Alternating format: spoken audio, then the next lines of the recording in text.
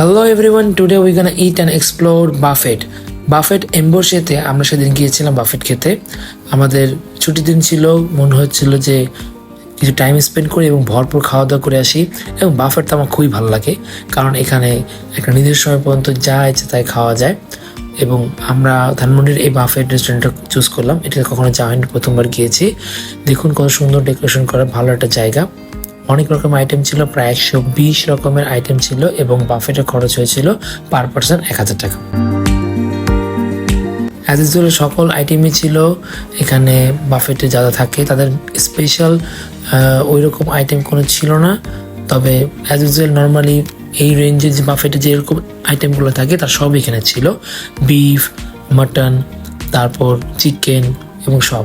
তাদের ডেজার্ট কর্নারটা খুবই সুন্দর ছিল এবং অনেকগুলো ডেজার্ট আইটেম ছিল। যদিও আমার ডেজার্ট খুব বেশি পছন্দ না, তারপরও দু একটা ট্রাই করেছিলাম।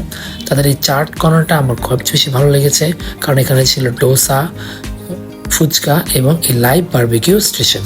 এই বারবিকিউ স্টেশন থেকে আমি অনেকগুলো সি ফুড এবং অনেক কিছু খেয়েছিলাম।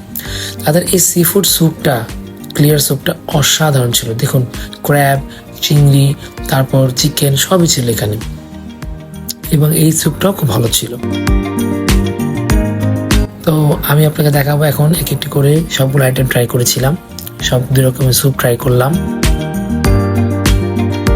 তারপর স্টার্টারে নিয়েছিলাম French fry, wonton, pakora, cream roll, এবং এখানে ছিল হচ্ছে ফিশ আইটেমগুলো বারবিকিউ, ও তারপর রূপচাঁদা ফ্রাইও ছিল এখানে। তো সবগুলো দেখুন কত ক্রিস্প ছিল এই স্টার্টারগুলো। আমার খুব ভালো লেগেছিল খেয়ে আর কি।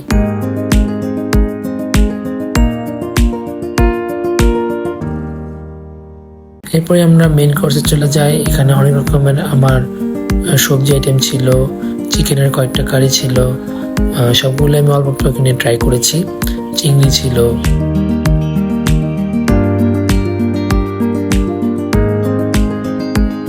আর তাদের খাওয়ার টেস্ট সত্যিকার অর্থে আমি বলবো যে আপ টু দ্য মার্ক নয়, অ্যাভারেজ।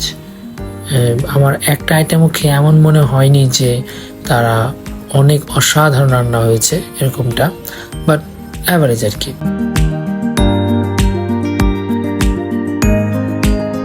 এটা হচ্ছে তাদের বিভিন্ন রকমের সালাদ আইটেম। ফ্রুট সালাদ ছিল, ভেজিটেবল সালাদ ছিল। সালাদ আইটেমগুলো আমার খেতে ভালো লাগছিল, তবে যেটা সত্যিকার অর্থে খুব বেশি অসাধারণ না যে খেয়ে বলবো যে উফ আরেকবার খাই।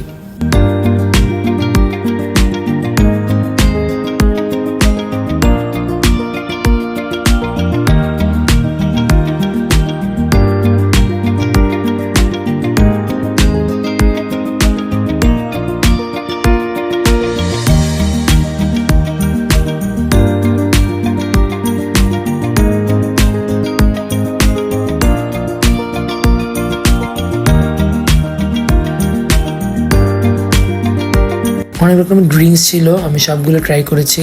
এই কালারিং ড্রিঙ্কসগুলো ভালোই ছিল। এই হচ্ছে আমার খাওয়া দাওয়া, আমি আজকে খেয়েছি এগুলো। ভরপুর খাওয়া দাওয়া করেছি, যদিও খুব ভালোই খাওয়া দাওয়া করেছি।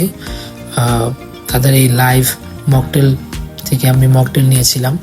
তাদের লাইভ মকটেল স্টেশনটা খুব ভালো ছিল, খুব ভালো সার্ভিস ছিল, তাদের স্টাফরা খুব ভালো হেল্পফুল ছিল।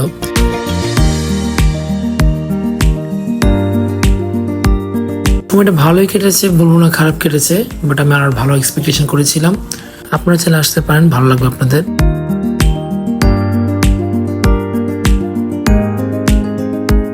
সো আজ এই পর্যন্তই। সবাই লাইক, কমেন্ট এবং সাবস্ক্রাইব করে পাশে থাকবেন। ধন্যবাদ সবাইকে।